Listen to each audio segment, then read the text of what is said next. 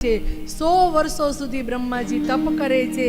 ત્યારે હે રાજન, બ્રહ્માજીને સૃષ્ટિની રચના કરવાનો કાર્યભાર ભગવાન સોંપે છે। સર્વપ્રથમ આ સૃષ્ટિની રચના કરવા માટે હે રાજન, બ્રહ્માજીએ એના વામ અંગમાંથી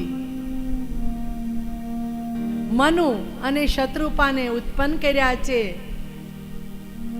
અને બંનેને આદેશ આપ્યો છે કે પૃથ્વી ઉપર તમે સંતતિનું નિર્માણ કરો અને સંસાર ચક્રનું જે ગતિ ચક્ર છે, સંસારમાં ચેતન છે, એને ચેતનવંતું બનાવો, પ્રજાને ઉત્પન્ન કરો।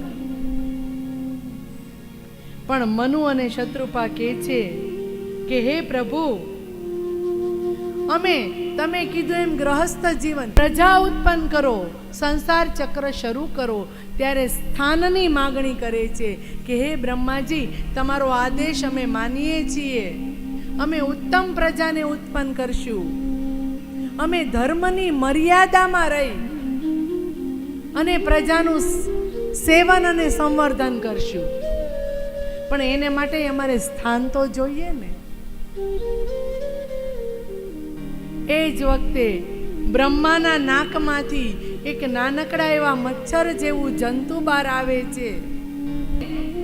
એ મોટું થાય છે, મોટું વિકરાળ સ્વરૂપ ધારણ કરે છે, ધીમે ધીમે ધીમે ડુક્કરના બચ્ચા જેવો આકાર છે અને અતિ વિશાળકાય બને છે અને રસાતાળની અંદર એ વરાહ નારાયણ જાય છે।